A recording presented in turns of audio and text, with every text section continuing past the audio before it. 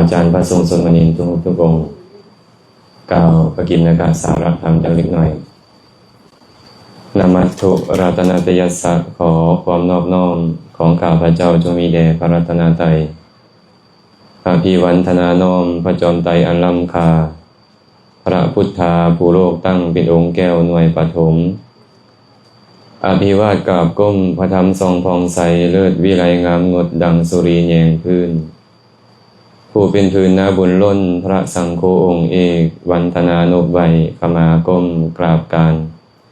ขอถวายความเคารพครูบาอาจารย์พระสงฆ์สมณีทุกองค์ขอความสุขความเจริญจงบังเกิดมีแก่ญาติโยมเมื่อสักครู่สุคนที่ได้เสียสละเวลามาร่วมกันเจริญกุศลในทรงพักเศร้าของมื้อนี้ก่อนที่พวกเราจะได้ตักบาตรถวายทานแก่ครูบาอาจารย์ก็มาร่วมกันฟังธรรมตามการอันสมควร พระมาติมาตาปิตโรปุพพจริยาติวุจเรอาหุเนยะจะปุตตานังปัชายาอนุกัมปะกาตัสมาหิเนนะมัจเจยะสักกะเรยะจะปันดิโตอเนนะอัฏฐปาเนนะวัฏเทนะสยเนนะจาอุเฉทะเนนะนะหาปะเนนะปะทานังโทวะเนนะจาตายานังปริจริยายะมาตาปิตุสุปันดิตาอิเทวะนังปะสังสันติเปจะสักเคปะโมทาติ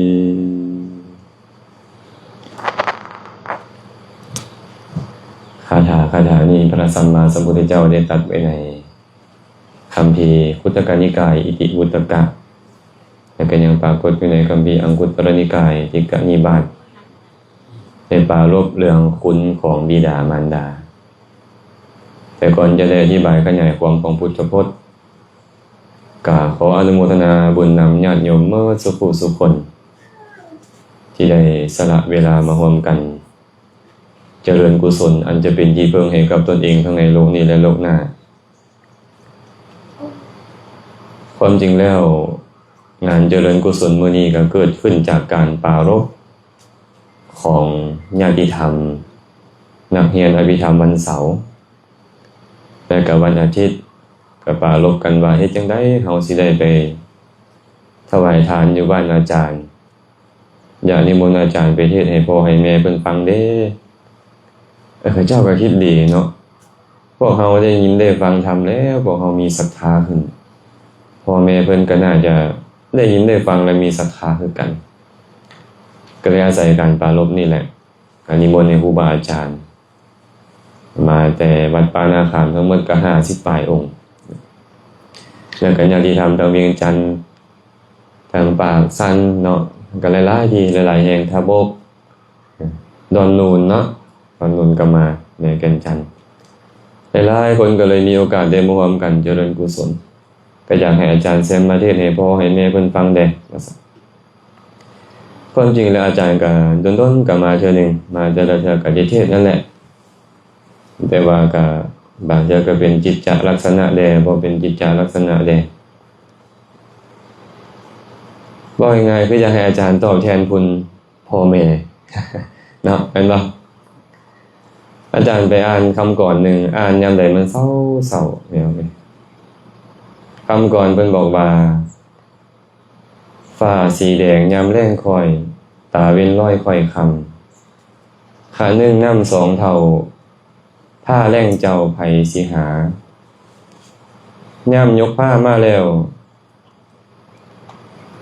ย่ำยกผ้ามาแล้วคือสิอุกอังเอาย่ำยกผ้ามาแล้ว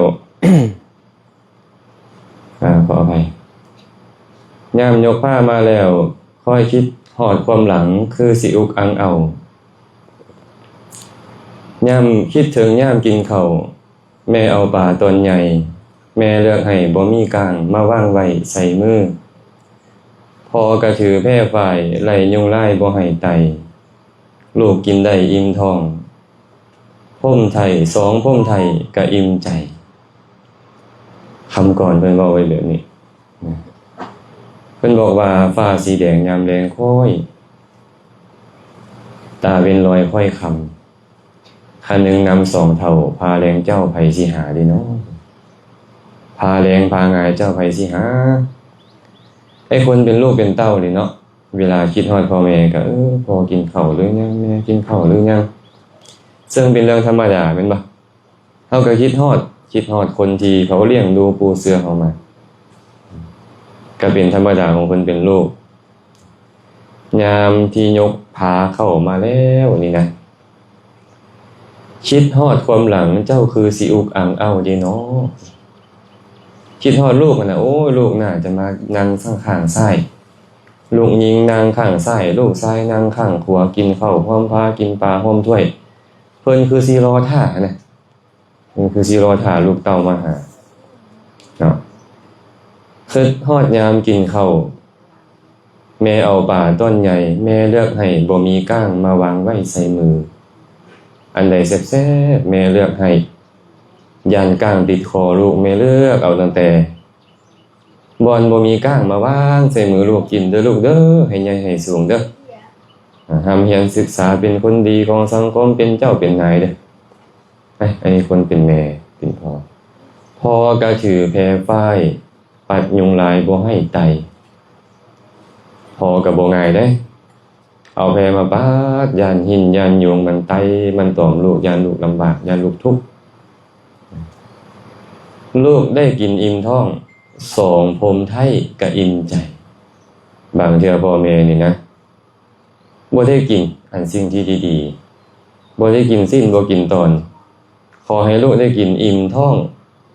สองพรมไทยก็อิ่มใจพ่อแม่นี่เปรียบเสมือนผมเห็นป่ะเนาะอาตมามันนึกถึงบรรยากาศตอนอาตมายังน้อยๆอายุ 5-6 ปีครอบครัวก็ยากจนแม่อาตมาก็เป็นแม่ที่ต้องรับผิดชอบรับจ้างอยู่ไสล่ะฝั่งไทยแต่ว่ามันต้องตื่นแต่ดึกไปช่วยอะไรตำรวจเขาก็มาลัดบ่ให้ไปต้องได้ตื่นแต่ตีสามตีสี่นึ่งเข้าเป่าไฟเอิ้นใส่แซมเอ้ยแม่นึ่งเข้าไว้นี่เด้ออาหารอยู่นี่เด้อเอาให้น้องกินแล้วพาน้องไปเล่นวัดเด้อสมัยเด็กน้อยมีน้องคนหนึ่งน้องสาวอยู่ตรงนั้นพอกลับมาตอนแรงมาไวกับบ่ได้คิดฮอดลูกคิดฮอดเฮือนอยู่แต่มาไวบ่ได้ย้อนหยังล่ะมาไวตำรวจก็สิจับอีกพูน 7-8 โมงจะค่อยจอบพายเรือข้ามมาได้ปลาทูมากระแตะ1-2กระแตะต้มแล้วก็เอาซีนมาเฮ็ดป่นก็ให้ผัวกินแม่กินอย่างแม่ผัวกับลูกกินป่นกินซีนแม่เอาหัวมาย่ำต้วยข้าวเหนียวยัดเข้าไปตักน้ำแกงมาสดทุกแต่ว่าแม่บอกว่าแซ่บเฮาเป็นเด็กน้อยก็ถามแซ่บว่าแม่กินนั่นน่ะกินก้างกินหัวมันบ่แซ่บดอกแต่แม่บอกว่าแซ่บย้อนหยังล่ะอยากเสียสละส่วนที่มันดีให้ลูกให้ผัวได้กินแต่ตอนนั้นเขาบ่ฮู้เรื่องหยังเขาก็คิดตามมื้อใดต้มไก่มาเอาหัวให้ลูกชายขาโตให้ลูกสาวเนาะสิ้นไข่ให้ผัวกินตัวเองกินหยังล่ะลูกกัดกินแล้วเหลือแต่กระดูกวางไว้พาเข้าแม่เอามาเลี้ยงต่อตักสดน้ำแกงเข้าไปจำแจวเข้าไปแซ่บว่าแม่กินแล้วนั่นน่ะแซ่บแม่ว่าแต่ความจริงแซ่บบ่พอแม่ออกมากระดูกกับตอนอันไหนแซ่บก่อนแต่แม่บอกว่าแซ่บอยากให้ลูกอิ่มอยากให้ผัวอิ่มฉะนั้นคุณของความเป็นพ่อเป็นแม่นี่เพิ่นบอกว่าเอาแผ่นดินมาเทียบนี่นะแผ่นดินยังเหมือนกับถ้วยหน่วยนึงเมื่อเทียบกับคุณของแม่นี่นะเหมือนกับมะขามป้อม ถ้าหากเอาคุณของแม่มาเทียบกับแผ่นดินนี่แผ่นดินนี่ซ้ำกับมะขามป้อมหากเอามหาสมุทรเอาทะเลใหญ่มาเทียบกับคุณแม่คุณพ่อนี่นะมหาสมุทรทะเลใหญ่ซ้ำกับน้ำอยู่ในบาทลองดูนะคุณเพิ่นเนาะฉะนั้นเพิ่นจึงมีคุณอเนกอนันต์ขอแค่ลูกเต่าได้กินได้อิ่มท้องบรรยากาศนั่นนี่อันจะมาจื้อได้ฮอดซุมื้อนี่ผ่านมา30กว่าปีแล้วแต่อาตมาก็ยังจื้อได้ตอนใหม่ๆเฮาบ่ฮู้เรื่องเลยเฮาบ่ฮู้ว่าพ่อมีคุณแบบนี้แม่มีคุณแบบนั้นเนี่ยก็เลยบ่ได้โอกาสที่จะตอบแทนบ่คิดที่จะตอบแทนในสิ่งที่ดีๆเพิ่นหวังให้เฮาดีแนะนำเฮาดีเฮากลับให้เฮากลับโวยวายบ่มักในสิ่งที่เพิ่นให้เฮ็ดให้อันนี้นึกถึงตัวเองผ่านเวลาผ่านไปอายุอาตมา21ปีใช้ชีวิตแบบวัยรุ่นที่บ่สนใจนำพ่อแม่เอาหมู่เป็นที่ตั้งจนมื้อหนึ่งมันมาคิดได้ช่วงนั้นอาตมาบ่ได้นอนมาประมาณ7มื้อแล้วกินเหล้าซุมื้อนับตั้งแต่ก่อนปีใหม่ปี2007ท้ายปี2007จนฮอดวันที่20ปี2008บ่ได้เซากินเหล้าจักมื้อบ่มีไผกินตัวเองก็ต้องกินผู้เดียวไปหาปูหาปลาก็ซื้อเหล้าซื้อเบียร์ติดเฮือไปบ่มาฮอดเฮือนบางเทื่ออยู่ใกล้ๆนี่เด้ไปหาปูหาปลากันตามภาษาวัยรุ่นน่ะมันกินเหล้าเมาสุรายาฟินกัญชาเนี่ยมันก็ไปหมดแม่นบ่ล่ะผิดกันตีกันมื้อนั้นมาคิดได้ไปตีหมู่เลยหมู่เครียดบ่เคยตีเขาจ้าเทื่อหักหมู่หลายแต่ไปตีเขาก็ด้วยความที่ตัวเองมันเลือดร้อนนั่นแหละเนาะผู้ใดมาของงามบ่ได้ก็เลยมาคิดได้ว่าถ้าหามื้อนึงข่อยต้องมีครอบครัวเด้ข่อยต้องมีลูกมีเต้าเด้มีเมียเด้เฮ็ดจังได๋เขาสิอยู่นำข่อยได้เฮ็ดจังได๋ข่อยสิเลี้ยงเขาได้มันมีคำหนึ่งเกิดขึ้นมาในใจว่าเจ้าต้องเป็นคนดีแม่นผู้ใดละดีในบ้านในเมืองเลียวบ่เห็นผู้ใดดีเลยผู้ใดก็คือกันหมดนึกถึงยาคูอยู่วัดเพิ่นบ่ได้เล่นเบี้ยเจี้ยไพ่บ่ได้กินเหล้าเมาสุราเพิ่นนั่นแหละเป็นคนดีคันเจ้าอยากเป็นคนดีเจ้าต้องเป็นคือเพิ่น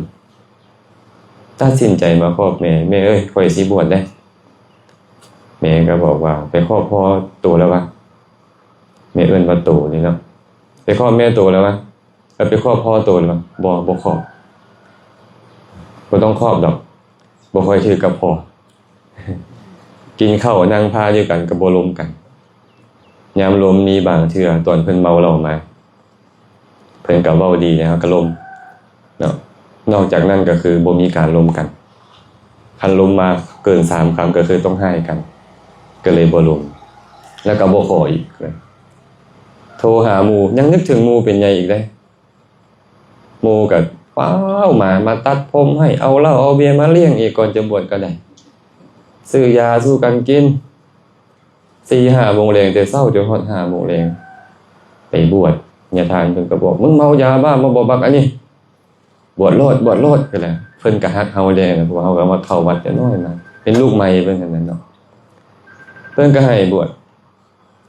ก็ยังบ่ฮู้เรื่องหยังอยู่หยังอยู่เว้ย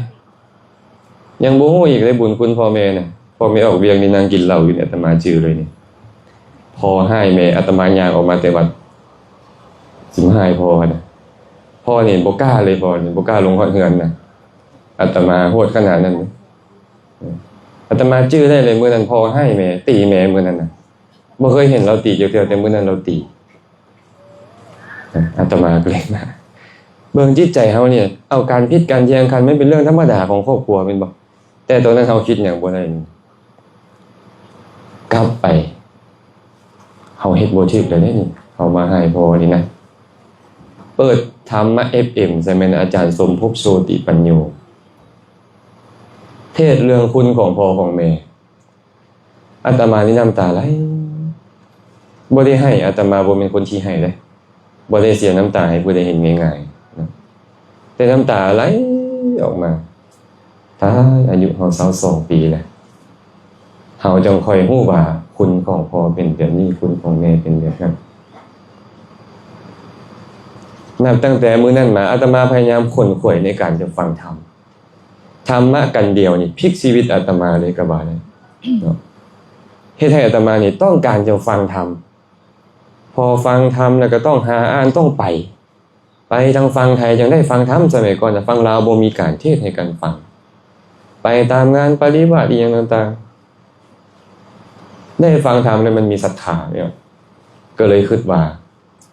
มื้อใดมื้อหนึ่งค่อยต้องเฮ็ดหน้าที่นี่แดหน้าที่แบ่งปันธรรมะหน้าที่แบ่งปันธรรมะแต่ตอนนั้นบ่คันฮู้วินัยอีหยังอาศัยพระอาจารย์ทองทิพย์เอาหนังสือเล่มหนึ่งอุโบสถวิธีมาให้อ่านนายบ้านเอ้ยผู้ใดยินดีในเงินทองชื่อว่ายินดีในกามคุณห้าผู้ใดยินดีในกามคุณห้าขอให้รู้ไว้เถิดว่า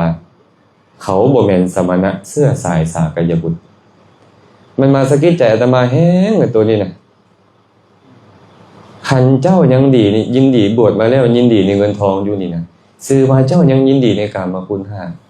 ผู้ใดยินดีในกามคุณห้าขอให้จือไว้ด้วยว่าบ่แม่นลูกหลานของพระสัมมาสัมพุทธเจ้ามันสะกิดใจอาตมาอยากหนีเลยพรรษาที่2อาตมาอยู่นี่แต่ว่ามันหนีบ่ได้ตอนนั้นเฮ็ดกุฏิหลังนึงกินเฮียเสียเนาะกิมกายเนาะเขาไม่เฮ็ดกุฏิให้ได้ก็มาแปลงสิมตอนรอบนั้นก็เลยจำเป็นได้อยู่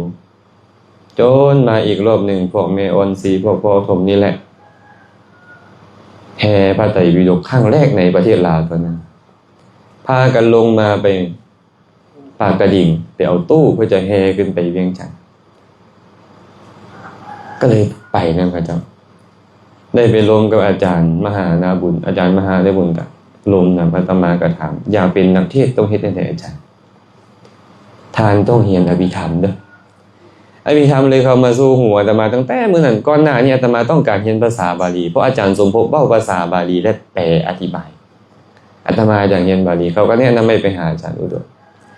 จังนี้ออกไปหาอาจารย์อุดรอาจารย์อุดรก็บ่ได้สอนอาตมาไปอยู่ละล่า6เดือนอยู่นาดีปี2010ต่อ2011ก็เลยตัดสินใจไปเรียนต่ออันนี้เว้าสู่ฟังว่าธรรมะพลิกชีวิตนั่นอยู่อาตมาบ่เป็นคนดีปัจจุบันนี้ก็ยังบ่ถือว่าเป็นคนดีแต่ที่มันบ่ฮู้ว่าอันดีๆบ่ดีเลยและมันเฮ็ดให้เฮาฮู้ว่าอันใดดีบ่ดีถึงบางอย่างบ่ดีเฮาอาจจะยังก้าวล่วงได้บางคราวแต่ซื่อว่ามันเปลี่ยนชีวิตเฮานะมันเปลี่ยนชีวิตเฮานับตั้งแต่มื้อนั้นเป็นต้นมาคุณของพ่อของแม่มันอยู่ในใจเฮามันมาฮู้แล้วฮู้ว่าพ่อแม่มีคุณแบบนี้ก็พยายามอยากจะตอบแทนบุญคุณเพิ่นแต่ธรรมดาว่าพ่ออาตมานี่เพิ่นมีมานะหลายเพิ่นเป็นพ่อนี่ซั่นเนาะเพิ่นก็สอนบ่ได้อยู่สอนพ่อสอนแม่นี่สอนบ่ได้ก็เลยคิดว่าข่อยต้องอยู่ดนๆคันอยู่ดนแล้วเขาเคารพข่อยมื้อใดข่อยจังซี่เทศให้เขาฟังใครแต่แม่นี่ฮักลูกอยู่แล้วนะฮักลูกอยู่แล้วกันเว้าก็ฟังหน่อยนึงแต่พ่อนี่ก็คือสิฟังอยู่ชอบฟัง คือสิชอบฟังบ่ฟังได้ตรงให้ชอบฟังเพราะว่าเอา MP3 ให้แม่อัดเสียงเทศให้เปิดให้ฟัง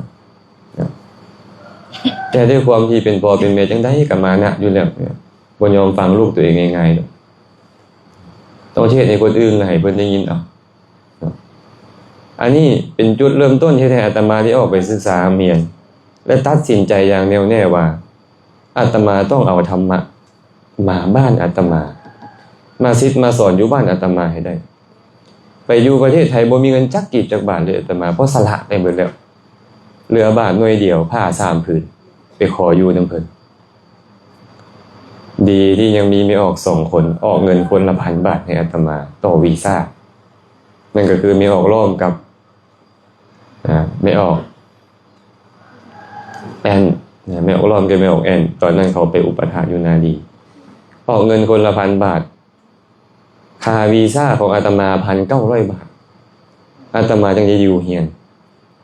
พออยู่ไปดุลไปครูบาอาจารย์เพิ่นก็ญาติโยมก็ซอยกันเอาวีซ่าให้อาตมาก็อยู่หัน4 ปี จนพ่อออกถมแม่ออนซีพ่อแม่องค์จันทร์นี่แหละไปพร้อมกับอาจารย์สุมพรอาจจะมาจากหาดใหญ่สีตารามมาแวะวัดเขาสนามชัยเพิ่นก็ไปนิมนต์ได้มาอาจารย์สุมพรก็บ่ธรรมดานั่งรวมตั้งแต่ 6:00 นจน 10:00 นกลางคืนเพิ่นเว้าอย่างเดียวเลยเว้าคุณของการเฮ็ดงานศาสนาอยู่ลาวอาตมาตัดสินใจเลยเว้าเรื่องศาสนาเว้าเรื่องเผยแพร่ธรรมะอาตมานี่อีหยังก็ได้นะเพื่อให้ได้เผยแพร่ศาสนาพอตั้งใจอยู่แล้วกลับมาบ่มีบ่อนอยู่อาตมานี่เอาให้ไปอยู่วัดป่าปทุมพรเด้อปัจจุบันนี่เป็นวัดอีหยังแม่แก่นจันทน์มหารุกขวนารามแม่นบ่มหาโพธิรุกขวนารามปัจจุบันเป็นวัดมหารุกขแต่ก่อนอาตมานี่ไปอยู่หั่นแหละอยู่ 2-3 เดือนกินแต่หน่อไม้จ้ำกะปิเพราะว่าเป็นป่ากระสะมีจั่วน้อยไปอยู่นำซ้อนจั่วน้อยกับน้ำปานะกับน้ำหมักว่าน้ำยานางผมมีหมักว่ามียานางด้วยเนาะอาหารก็คือหน่อไม้คันมื้อใดน้องสาวของเจ้าของที่ดินเอาปลานิลปิ้งมาถวายก็ได้กินปลานิลเนาะอยู่หัน 2-3 เดือนได้รับคำตอบจากอาจารย์สมพรว่าหาบ่อนอยู่เองเด้อ คือสิเป็นไปบ่ได้แล้วบ่นี้นะอาจารย์แซนดอนก็เลยนิมนต์ให้ไปจำพรรษานำก็ได้ไปจำพรรษานำอาจารย์แซนดอนพ่อแม่ออนซีพ่อแม่องค์จันทร์ก็ไปเฮ็ดศีลน้ำให้ไปเฮ็ดกุฏิอนุโมทนานำพระเจ้าจนสุดท้ายอาตมาก็ต้องออกมาอยู่วัดโพ 7-8 เดือนหาบ่อนอยู่บ่มีบ่อนอยู่ที่มันถูกใจได้บ่อนอยู่วัดอ่างน้อยวัดบ้านอ่างน้อยวัดป่าบ้านอ่างน้อยไปเมียนเครื่องเมียนของเขาเมิดแล้วแม่องค์จันทร์บอกบ่ไปเลยเด้ออ้าวคนเครื่องเขาวัดบ้านมาแล้วบ่ไปแล้วมีวัดหนึ่งอยู่ใกล้พวกขาน้อยกว้างกว่าอีกอยู่หัน2 เฮกตาร์อยู่นี่5 เฮกตาร์ตอนนั้นวัดป่านาคามมี5 เฮกตาร์อาตมาก็จอบไปเบิ่งเลยไปมื้อที่แรกขี่รถไปต่ำเสาอันอยู่ปั๊มน้ำมันเขาดีแต่เจ้าของบ่เห็นไปต่อไปเบิ่งวัดโอเคไกลบ้านดีไกลบ้าน 4-5 กิโลพอออกจานเที่ยงพอออกเพชรตู้โอใดตายไปแล้วตู้โอใดกันเลยก็ไปนิมนต์อยู่วัดผลตองแม่นบ่ก็ได้ไปอยู่9 ปีแล้วปีนี้ปีที่10แล้วปีนี้ปีที่10ที่อาตมาอยู่ที่นั่นมาก็พยายามเฮ็ดงานศาสนาเฮ็ดมาเรื่อยอุปสรรคหลายการเฮ็ดงานศาสนาอยู่ลาวเฮาโดยเฉพาะอยู่สถานที่ที่ยังบ่ทันมีการเผยแพร่ธรรมะนะก็เป็นธรรมดาคำเว้าของอาจารย์องค์หนึ่งยังติดหูอาตมาอยู่เลยอาตมาบอกโอ้ยอาจารย์มันเฮ็ดงานยากนะศาสนาเฮ็ดอีหยังยากเบิดเขาบ่เอานำอาจารย์แซมคันบ่อนใดเขาฮู้แล้วเขาเฮ็ดเป็นแล้วอาจารย์แซมสิต้องเฮ็ดอีหยังแม่นความเพิ่นเด้คันเขาดีเขาฮู้เขาเป็นอยู่แล้วสิต้องไปเผยแพร่อีหยังก็เขาเป็นแล้วบ่อนเขายังเฮ็ดบ่เป็นยังบ่ฮู้อันตัวต้องเผยแพร่ก็ได้อาศัยคำเว้านั้นกระตุ้นตัวเองอยู่มาปีนี้ปีที่17ที่อาตมาอยู่มาได้ย้อนอาศัยธรรมะกันเดียวอาศัยธรรมะกันเดียวแม่อาตมานี่ขอแล้วขออีกบ่สิกเด้อขอก่อนอาตมานี่อยากสิกบวชพรรษาแรกนี่อยากสิกไปครอบสิก3เทื่อเพิ่นบ่ให้สิกแม่ก็ขอให้วิทย์สงกรานต์ก่อนลูกเอ้ยให้วิทย์สงกรานต์ก่อนแม่ย่านเฮาตายย่านเฮาไปตีกันจะตายขอให้วิทย์สงกรานต์ซะก่อนลูกตัดสินใจอยู่ไปอยู่มาก็ตั้งใจจิตอธิษฐานว่าจะบวชสิจะบวชตลอดชีวิตตอนนั้นเลยนะก็ตั้งใจว่าจะบวชตลอดชีวิตถามว่าอยู่มาจนฮอดซุมื้อนี่น่ะบ่คิดฮอดพ่อฮอดแม่บ่มันเป็นไปบ่ได้นะเนาะมันเป็นไปบ่ได้ดอกคนนั่นน่ะมันก็ต้องมีความรู้สึกคิดฮอดคิดถึงเป็นธรรมดาเพิ่นบอกไว้ในคาถาหนึ่งเพิ่นบอกว่ายามมีเรื่องคับขันต้องการคนกล้ายามมีเรื่องปรึกษาต้องการคนมีหลักการ ยามมีข้าวน้ำต้องการคนเป็นที่หักยามมีเรื่องนักต้องการบัณฑิตชนเจ้าได้สิ่งที่ดีๆเจ้าบ่คิดฮอดพ่อแม่อ้ายเอ้ยน้องเจ้าบ่มีดอกแม่นบ่โอ้อยากให้พ่อแม่ค่อยมาฟังธรรมแบบนี้เด้ข้าวน้ำยังบอกว่าฮอดอันธรรมะมันดีกว่าข้าวน้ำเป็นล้านๆเท่านี่นะอยากให้อ้ายเอ้ยน้องค่อยมาฟังธรรมเด้บ่มีวิธีทางเนาะแต่ยังดีน้องสาวเราฮักอ้ายเพราะอ้ายก็ฮักเราตอนยังน้อยไปอยู่นาคามที่แรกนี่เราซื้อรถในคันหนึ่งเด้รถเก๋งคันหนึ่งไปใส่สอยอยู่นาคามสุดท้ายแล้วก็เขาขายที่มันมีห้างแล้วนะเนาะโทรถามน้องอาจารย์ผู้บ่ายอยากได้รถคันหนึ่งมาบินทบาทมันไกลบ้านค่อยมีเงินอยู่180,000แล้วอะรถเท่าไหร่รถก็180,000เอาให้เจ้าซะแล้วค่อยบ่มีก็อย่าอันนี้น้องสาวเราเสียสละให้อายอยู่ได้ฉะนั้นทุกคนที่เขาฮักเขาแพงหมดอายเอ้ยน้องเบิดทุกคนนึกถึงหมดอาตมานี่นะเอ้ยที่ได้อุ้มได้เจียอาตมาหลายคนโมก็สิแม่นไม่ออกเบียงเนาะไม่ออกอุ่นก็ไปอยู่ไทยได้ดอยไม่ออกดวงก็อยู่น้ำยาไม่ออกเบียงนี่แหละได้ดูแลอาตมาหลายคนโม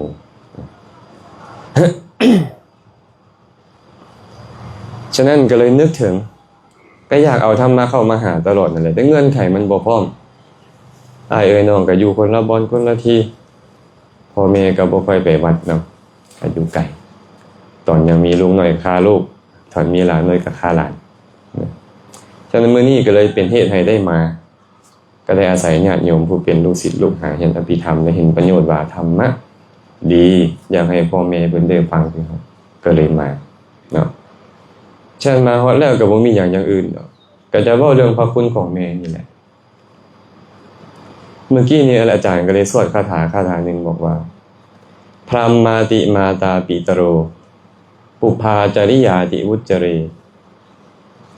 อาหุเนยาจะปุตตานังปชายะอนุกรรมปกาตัสมาหิเน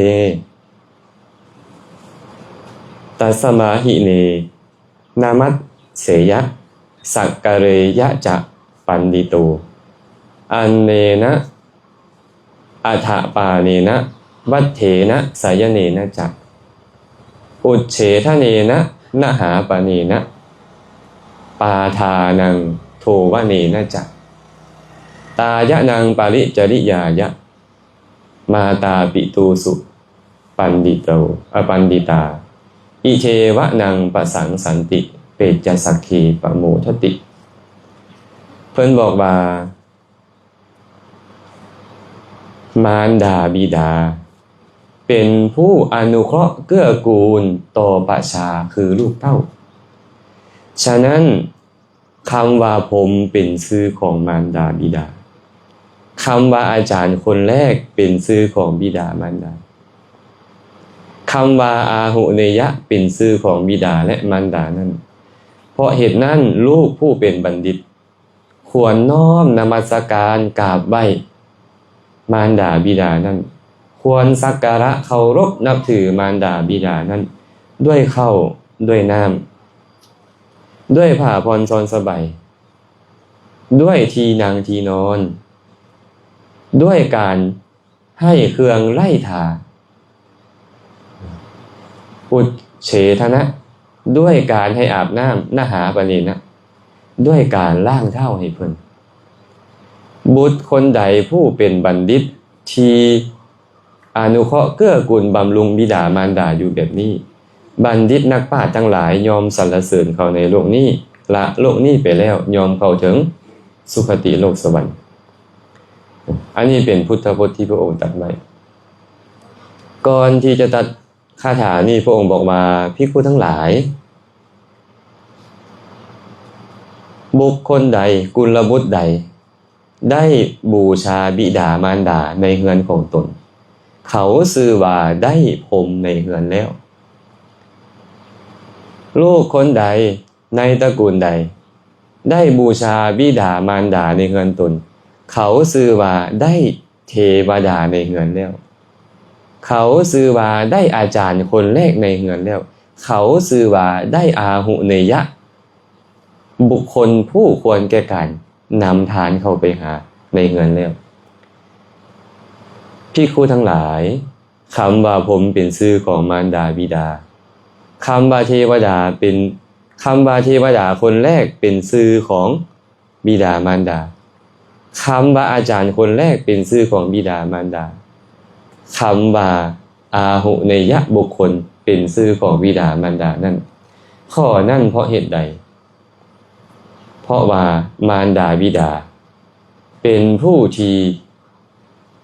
เกื้อกูลเลี้ยงดูลูกมีใจอนุเคราะห์ลูกแสดงโลกนี้แก่ลูกทั้งหลายพระพุทธเจ้าตรัสไว้แบบนี้เพิ่นบอกว่าเทวดานี่เหมือนผมเป็นอย่างจังอยากมีลูกแม่แก่นจันทร์มีลูกจักคน3 คนเป็นอย่างจังอยากมีลูกแม่ออนสีนี่7แม่ออนสีดกเนาะพระพุทธเจ้าตรัสไว้แบบนี้เลยพระองค์บอกว่าพี่กูทั้งหลายเอ้ยมารดาบิดานี่นะเห็นเหตุ5ประการจึงปรารถนามีบุตรปรารถนามีลูกเหตุ5ประการมีอย่างใดเฮาเลี้ยงเขาแล้วเขาจะเลี้ยงเฮาตอบเขาจะเฮ็ดกิจการงานแทนเฮาเขาจะดำรงวงศกุลของเฮาเอาไว้ได้เขาจะรับสืบทอดมรดกเฮาและตายไปแล้วเขาจะเฮ็ดบุญอุทิศให้เฮาพี่ผู้ทั้งหลายนี่แหละมารดาบิดาผู้ฉลาดเห็นเหตุ5ประการจึงปรารถนาลูกเขาอยากได้อย่างจากลูกเขาอยากให้ลูกเลี้ยงเขาเวลาเขาเฒ่าแก่มาแล้วแม่นบ่อยากให้ลูกเลี้ยงบ่ล่ะอยากให้ลูกเลี้ยงได้แม่เว้ยอาตมาก็คิดว่าแม่อาตมาพออาตมาก็ต้องการให้อาตมาเลี้ยงไอ้น้องนำกัน6 คนแม่มี2 แม่ที่1เพิ่นเสียไปแล้วมีลูก3 คนอาตมามามืดมื้อนี้แม่ออกอุ่นออกเวียงออกดวงแม่ผู้ที่2คือแม่ปัจจุบันนี่มี3 คนก็อาตมาเป็นลูกชายกบมีน้องสาวอีก2ลูกชายผู้เดียวเขาหวังอาตมานี่นะต้องการให้อาตมานี่แหละเลี้ยงดูผู้เสื้อตอนเขาบ่มีเงินบ่มีแฮงแต่ว่าอาตมาบ่สามารถเฮ็ดได้เนาะพออาตมาตัดสินใจแล้วว่าอาตมาจะบ่ยุ่งเกี่ยวกับทางกับพ่อกับแม่กับทางโลกฉะนั้นอาตมาตัดสินใจแล้วอาตมาจะบ่มีเงินตลอดชีวิตในเพศบรรพชิตที่อาตมายังบวชอยู่ตราบใดที่อาตมายังบวชอยู่อาตมาจะบ่รับเงินได้บอกกับพ่อกับแม่เลยว่าบ่ต้องหวังหยังจากอาตมาดินดอนตอนหญ้าแบ่งให้อยากขายอยากให้ไผให้งัวควายที่เลี้ยงไว้ให้เอาไปให้หมดบ่ต้องเอาไว้แล้วก็บอกเลยมื้อนั้นปีที่แล้วนี่นะน้ำท่วมก็เลยมาเยี่ยมก็เลยบอกว่าบ่ต้องหวังหยังจากข่อยได้เพราะข่อยบ่มีหยังให้พวกเจ้าอยู่แล้วหลายๆคนคิดว่าบวชแล้วจะมีเงินให้พ่อให้แม่แต่อาตมาบ่เคยมีบ่มีเงินให้พ่อให้แม่ก็บอกพ่อบอกแม่ลูกอาตมาบ่มีได้อย่างหลายก็อาจจะมีสบู่ก้อนนึงบอกแฟบถุงนึงมาต้อนเพราะเขาจะไหวแฟบถวายสบู่มาคันนี้นะก็เลยบอกว่าบ่ต้องหวังอีหยังจากอาตมาทั้งนั้นเพราะว่าอาตมานี่ก็บ่มีหยังแล้วและบ่คิดว่าจะมาสู่ทางโลกตอนนี้และกับเวลาที่ผ่านมาอาตมาคิดแบบนี้เนาะแต่ตอนหน้าบ่ฮู้ความตั้งใจตัวนี้มันมีอยู่ก็เลยบอกพ่อบอกแม่ว่าบ่ต้องหวังเพิ่งอีหยังอาตมาเด้อคันเป็นไปได้คิดว่าอาตมาบ่มีในโลกก็ได้ย้อนหยังย้อนอาตมาเจ็บป่วยมาจังซี่บ่ทุกย้อนอาตมาอาตมาป่วยยามใดผู้ใดส่งข่าวก็บ่ฮู้โทรไปเลยเป็นอีหยังเป็นหยังยังห่วงอาตมาเฮงอยู่บ่ได้บ่อยากให้เป็นแบบนี้อาตมาอาตมาก็พยายามบ่ติดต่อมาบ่อยากฮู้ว่าเขาป่วยคือกันบางเทื่อไปโรงหมอกลับมาแล้วพ่อเจ้าสิตายแล้วเด้เขาหาก็ไปโรงหมอมากลับมาแล้ววะหายแล้วบ่เป็นหยังคันหายแล้วเขาก็บ่อยากให้อาตมาฮู้บ่อยากให้อาตมาห่วงอาตมาคือกันบ่อยากให้เขาฮู้บ่อยากให้เขาเป็นทุกข์อาตมาเนาะบ่อยากให้เป็นแบบนั้นก็เลยบอกแม่บอกพ่อไว้นี่ว่าคันเป็นไปได้ให้คิดว่าอาตมาบ่มีเลยคันคิดฮอดอาตมาแท้ๆให้คิดฮอดลูกโดยเป็นพระให้คิดฮอดคุณของลูก แล้วนึกถึงบุญคุณของลูกที่ลูกเฮ็ดนะให้คิดแบบนี้ฉะนั้นอาตมาก็คิดว่าพ่อแม่อาตมานี่เสียสละอาตมาให้ได้บวชเรียนเขียนอ่านนะให้ได้ไปใช้ชีวิตแบบบรรพชิตในบวชสืบทอดพระศาสนาไปตราบแต่ที่เสียเฮ็ดได้นะเขาก็ต้องมีการเสียสละแหละอาตมาเองก็ถือว่าเสียสละในยะของอาตมาแต่เขาเนี่ยต้องการถึงเขาจะเป็นแบบได้ก็ตามเขาก็ต้องการให้ลูกเลี้ยงดูปูเสือเขาเห็นบ่ต้องการหมดนะพ่อแม่ของทุกคนต้องการให้ลูกเต้านี้เลี้ยงดูปูเสือแต่เขาเสียสละอาตมาได้ก็ถือว่าอนุโมทนาบุญของเขาขอให้ใส่ใจว่าเสียสละอาตมาได้แท้นะแล้วบุญกุศลมันสิเกิดขึ้นกับพระเจ้าเนาะขึ้นฮอดอาตมาแล้วโอ้เพิ่นเป็นพระเนาะเพิ่นมีศีลมีธรรมเนาะเพิ่นได้แสดงธรรมให้คนอื่นฟังเนาะอนุโมทนาบุญนะเพิ่นให้คิดแบบนี้บ่เราบ่ต้องคิดฮอดถ้าคิดฮอดแล้วมันทุกข์เราบ่ต้องคิดฮอดในสิ่งที่มันจะเป็นกุศลเมื่อเป็นเช่นนั้นก็บ่สามารถตอบแทนเขาได้แบบคฤหัสถ์เขาเฮ็ดกันเลยบอกจังเอาพระพุทธรูปมาให้องค์หนึ่งก็สิสูงกว่านี้หน่อยนึงให้เจ้าไว้ซุมื้อมีข้าวเจ้าใส่ข้าวไปบูชามีน้ำเจ้าเอาน้ำบูชามีดอกไม้เจ้าเอาดอกไม้บูชามีอันใดบูชานั่นแล้วไหว้ตลอดเลยพระนี่ให้รักษาศีลเด้อก็บอกกับแม่เป็นโดนๆก็โทรมาเทื่อนึงยังรักษาอยู่บ่ศีลนั่นน่ะยังรักษาอยู่บ่ได้บ่กินเหล้าบ่สงกรานต์นี่บ่มื้อนึงได้ยินข่าวมามื้อนั้นหน้าแดงๆแท้บ่กล้าปากมื้อนั้นแสดงว่าเหล้าลอยเข้าปากเองสมมุติโอ้ยไปเฮือนดองเฮือนผวนเสี่ยวเอาเย็นให้คุ้มให้กินบ่กินก็บ่ได้เพิ่น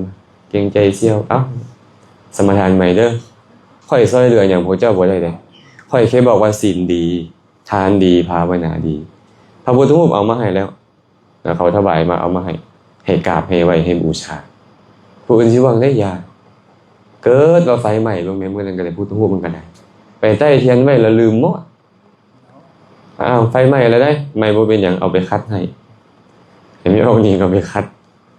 ดทาสีใหม่มาให้ไว้เท่านี้แล้วค่อยให้พวกเจ้าได้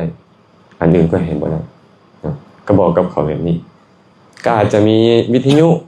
เอาธรรมะใส่ให้มาให้ก็เลยบอกกับเขาบ่ต้องหวังเพิ่งอาตมาแบบอื่นคันหวังเพิ่งอาตมาให้คิดฮอดอาตมาแล้วกุศลเกิดแล้วไปสวรรค์ได้เท่านั้นเนาะอันนี้ข้อที่1เลยพ่อแม่หวังจากลูกก็คือต้องการให้เลี้ยงเขาบ่ได้แล้วอาตมานี่เฮ็ดเวียกแทนเขาเฮ็ดบ่ได้แล้วแม่นบ่สืบทอดวงศ์ตระกูลเฮ็ดบ่ได้แล้วตอนนี้นะเฮ็ดบ่ได้รับมรดกอาตมาก็บ่แม่นจะรับมรดกของเขาอีกบ่มีเฮ็ดบุญอุทิศให้ได้บ่ได้บางยามได้ข้าวได้น้ำมาก็อาจจะแบ่งปันข้าวน้ำซ้ำปลาให้ครูบาอาจารย์อุทิศส่วนกุศลให้ได้ตอนตายได้อาจจะได้ข้อนั้นนะฉะนั้นนี่แหละพ่อแม่เนี่ยต้องการอยากได้จากลูก5อย่างนี้เพิ่นก็เลยบอกว่าแม่เป็นเหมือนผมพ่อเป็นเหมือนผมนะผมจึงเป็นชื่อของพ่อของแม่ผมนี่มีหยังจะเอิ้นว่าผมแล้วมี4หน้า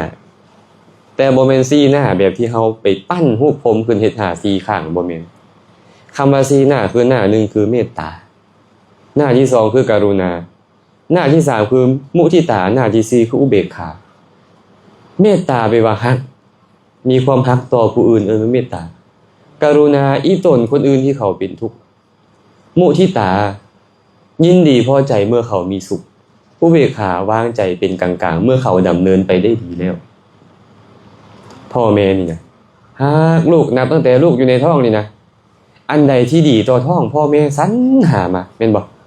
อยากให้ลูกแข็งแรงอยากให้ลูกเกิดมาด้วยความสวัสดีนะนี่เพิ่นเลยเป็นเหมือนผมฮักลูกเกิดออกมาแล้วยุงกัดหมดไตลูกให้แม่นี่ทุกขอให้ลูกเขาจะมีทุกเด้อขอให้ลูกเขามีทุกเด้อเว้าตามภาษาคนบ้านนอกคือพวกอาตมานี่นะไปเฮ็ดไร่ไปเฮ็ดนาแม่กำลังเสียหญ้าให้อยู่เอาลูกเฮ็ดเปใส่เถียงนาได้ยินเสียงลูกให้ทิ่มแวกเขาเอิ้นแวกภาษาบ้านเฮาเนาะ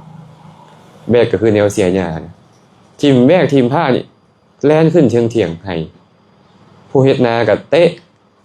อันกล้าอยู่ดำนาอยู่ได้ยินเสียงลุงไห้ทิ่มมัดกล้าแล่นขึ้นไปมีความกรุณาของคนที่มีต่อลูกเบิ่งดูให้นะอันนี้คือความกรุณาของเพิ่นมุทิตาได้ล่ะหวังเห็นลูกมีสุขแม่นี่สุขยิ่งกว่าลูกอีกแม่นบ่พ่อนี่สุขยิ่งกว่าลูกอีกนี่เพิ่นมีมุทิตาต่อลูกและเวลาใดก็ตามลูกเป็นฟังเป็นฝาแล้วหาเงินหาคำเป็นแล้วมีครอบมีครัวแล้วแม่พอมีใจเป็นกลางบ้างเซ้อเขาดำเนินไปได้ดีแล้วฉะนั้นพ่อแม่จึงชื่อว่าเป็นเหมือนพรหมเป็นเหมือนพรหมของลูกคือมีเมตตากรุณามุทิตาอุเบกขาต่อลูกแบบนี้เอิ้นว่าเป็นพรหมของลูกเป็นเทวดาของลูกแนวใดเทวดาเป็นว่าผู้เฮืองผู้บันเทิงเทวดามี3แบบคืออย่างใด1สมมุติเทวดา2อุปัตติเทวดา3วิสุทธิเทวดาสมมุติเทวดาหมายถึงท้าวพญามหากษัตริย์ท้าวพญากับมหากษัตริย์นี่ใช้ชีวิตเหมือนกับเทวดาหุ่งเฮืองเหมือนเทวดาเลยเอิ้นว่าสมมุติเทวดาอุปติเทวดาหมายถึงเทวดาสั้นจาตุมเป็นต้น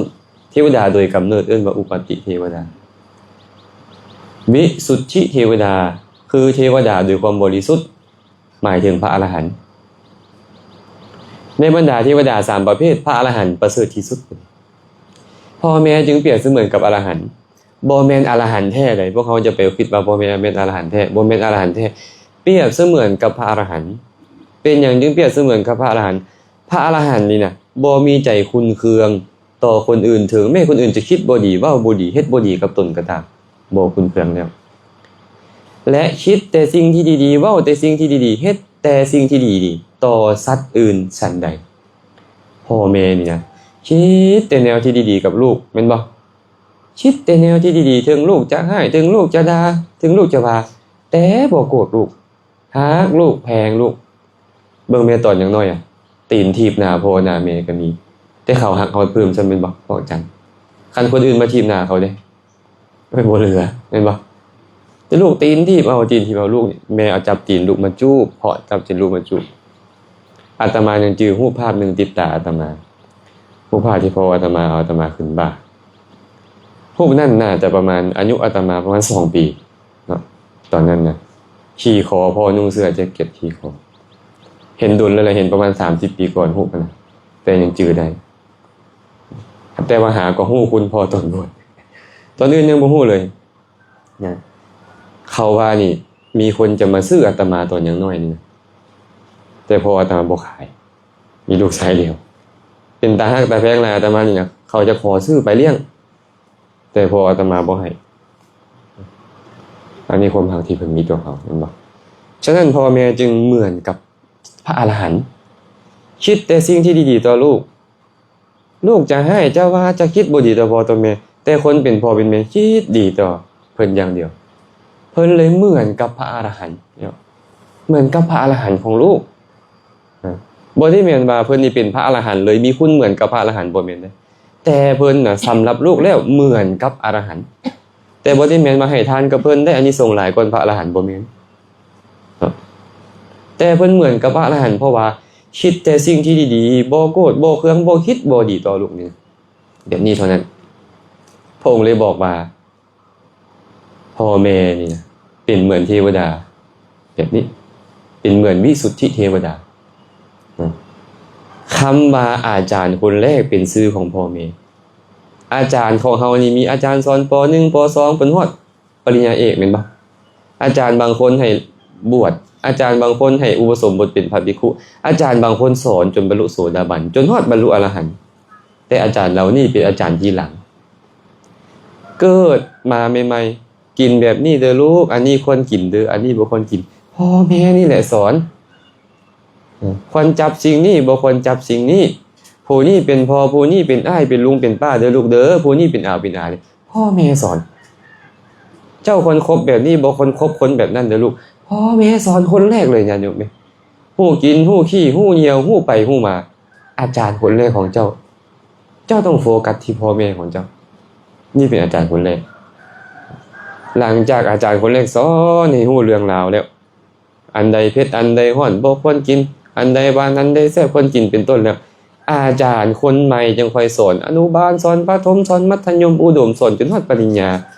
สอนจนฮอดบรรลุอรหันต์เป็นอาจารย์ภายหลังทั้งหมดบรรครูของพวกเจ้าต้องนึกฮอดครูคนแรกของพวกเจ้านำนึกถึงครูคนแรกของพวกเจ้านี่นำและครูคนอื่นๆนำพวกเจ้าต้องคิดถึงแบบนี้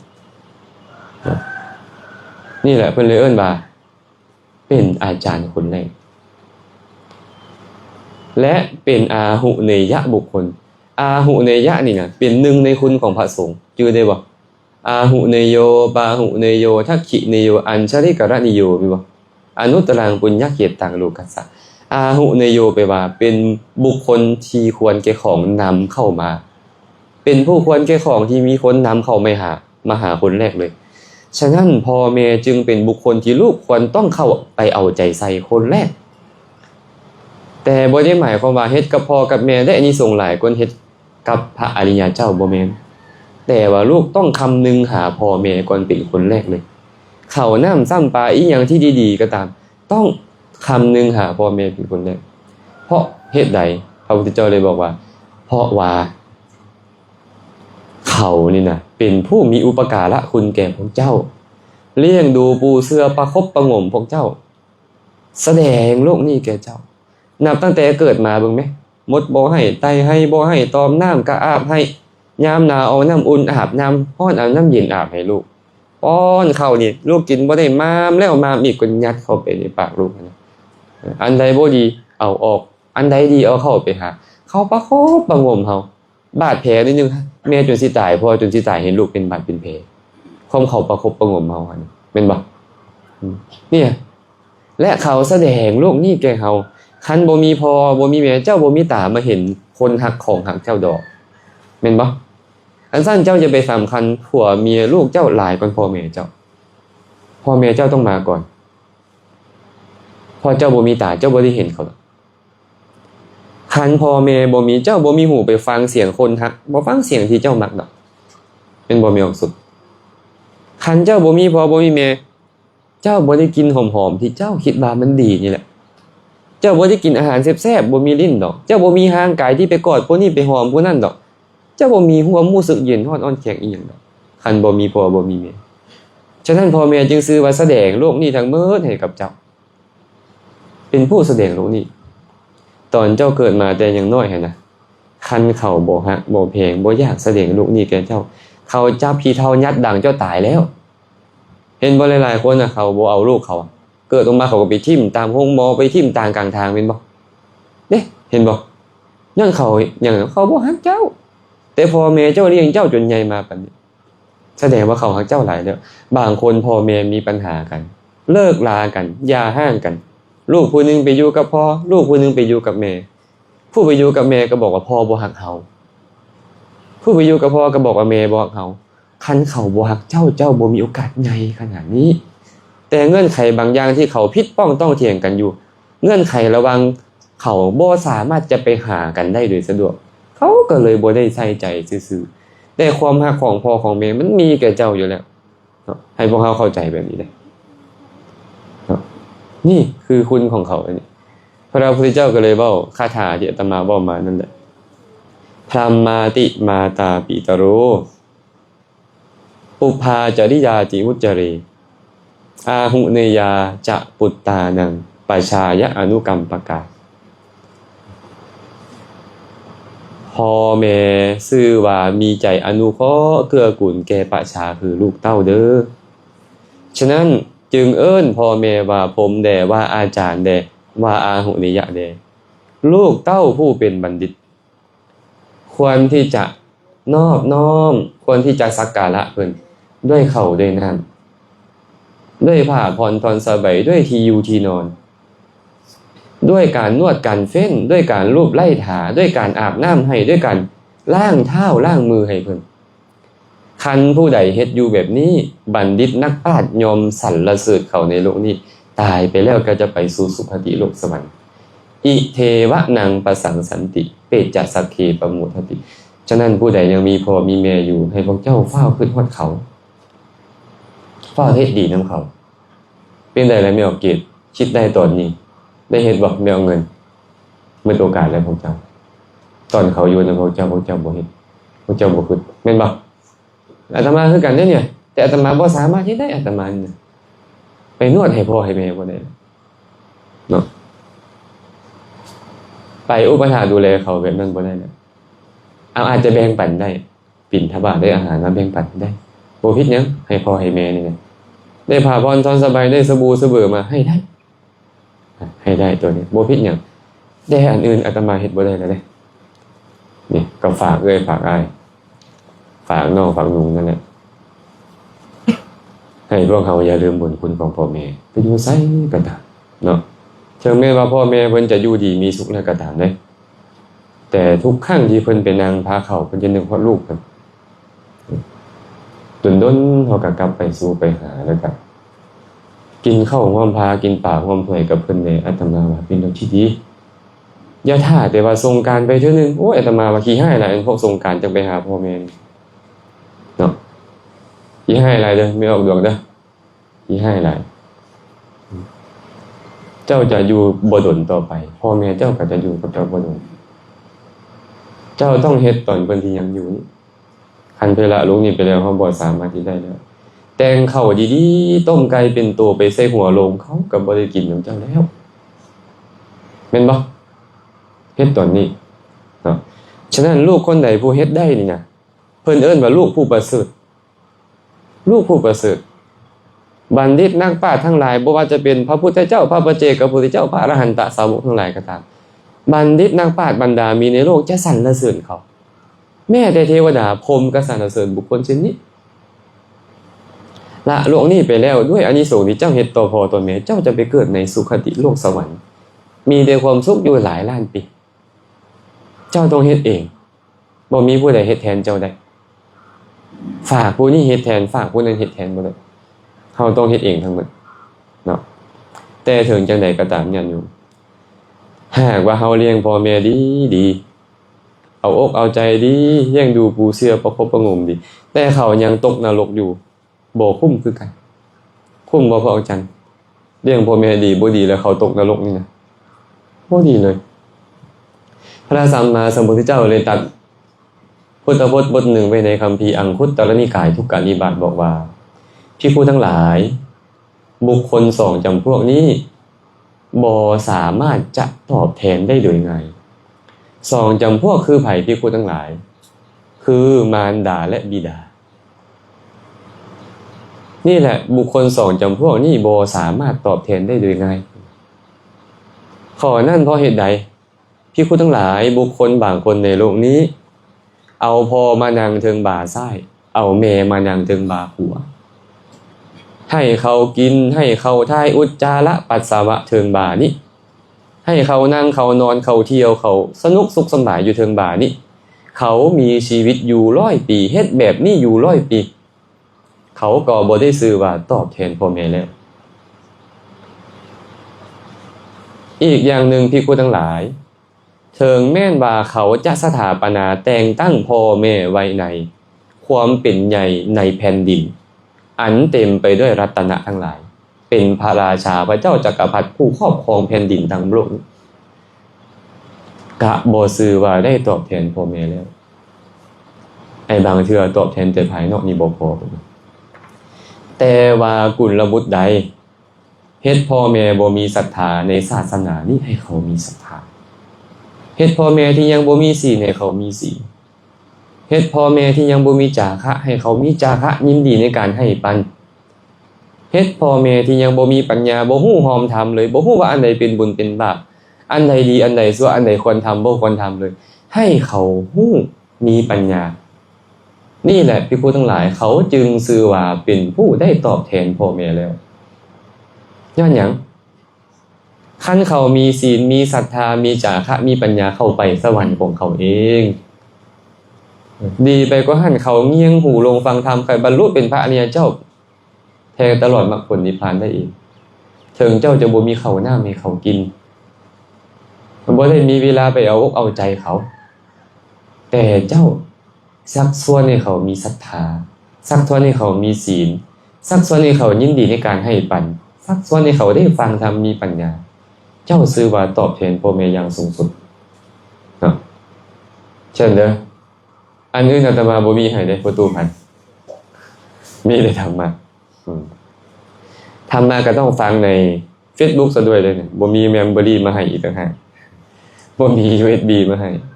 ฉะนั้นก็กดเข้าไปโหลดเพจวัดป่านาขามได้ฟังธรรมตลอดอาตมาไปยังเทศแล้วเทศอีกเทศแล้วเทศอีกบางทีอาตมาเทศมื้อละ8 รอบเนาะคิดว่า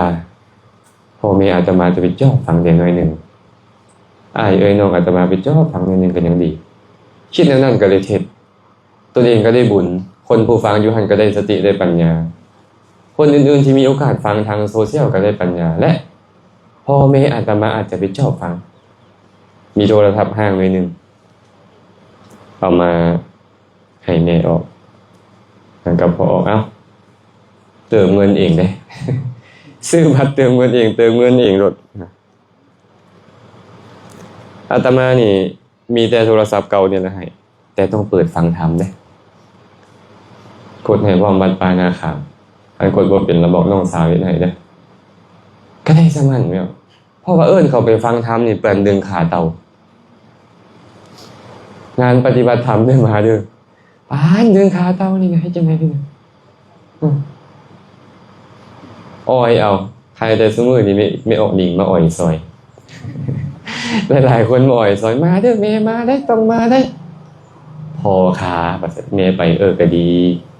มีหลานน้อยไปนำยังฮู้กราบฮู้ไหว้ครูบาอาจารย์ได้น้อยดีพอบ่ไปแล้วอาจจะลอยเบิ่งใน Facebook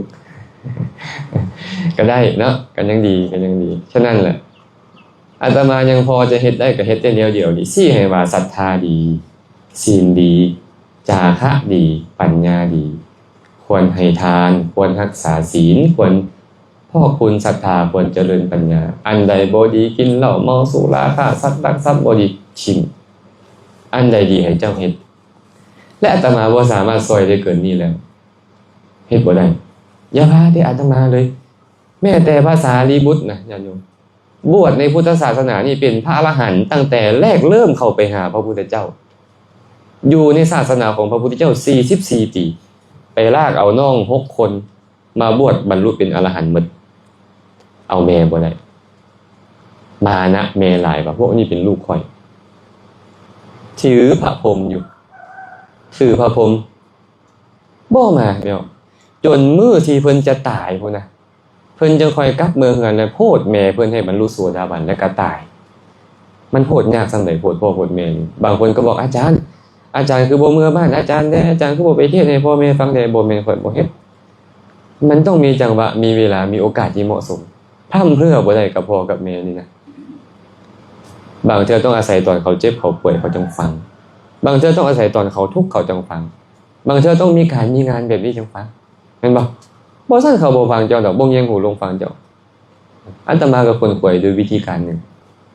อย่าว่าแต่พวกเขาธรรมดาแม้แต่พระสัมมาสัมพุทธเจ้าญาณโยมเพิ่นบอกจังได๋เพิ่นบอกว่าอาขาตาโรตถาคตาตุมเหหิกิจจังอาตัปปังภิกษุทั้งหลายเอ้ยค่อยเป็นเพียงผู้บอกเท่านั้นได้แต่ความเพียรในการเจริญกุศลเพื่อละอกุศลละบาปเป็นเรื่องของพวกเจ้าอาตมาก็เลยบอกว่าอาตมาบ่มีหยังให้มีแต่ซ้ำนี้บอกได้ซ้ำนี้ส่วนพวกเจ้าจะเห็นประโยชน์เอง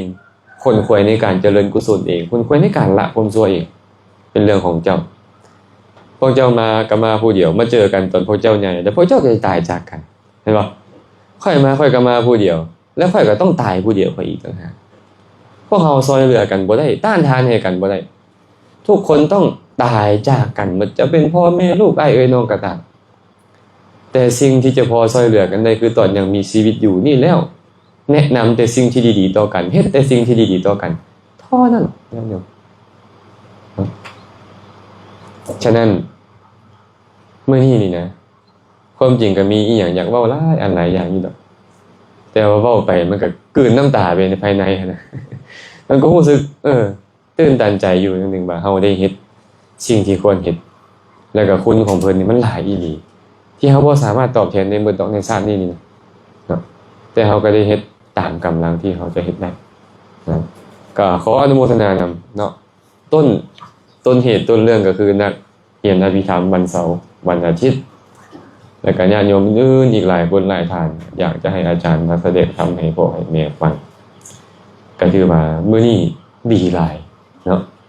เอื้อยทั้งสามมาเมื่อน้องทั้งสองก็อยู่ก็ถือว่าได้เว้าธรรมะให้เขาฟังให้เขาเห็นว่าพ่อแม่พวกเจ้าเป็นคนที่พวกเจ้าควรบูชาพวกเจ้าต้องเฝ้าเห็นเดี๋ยวบ่มีโอกาสแล้วพวกเจ้าสิเสียใจในภายหลังเนาะ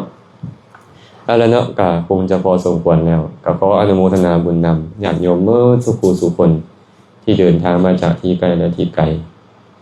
ที่มาร่วมกันเจริญกุศลในครั้งนี้ขอให้บุญกุศลที่เกิดขึ้นในครั้งนี้จงเป็นปัจจัยอำนวยอวยใจให้ทุกคนทุกท่านจงได้ประสบพบเจอแต่ความสุขปราศจากทุกข์ทั้งปวงท้ายที่สุดแล้วก็ขอให้ทุกคนทุกท่านจงได้บรรลุถึงมรรคผลนิพพาน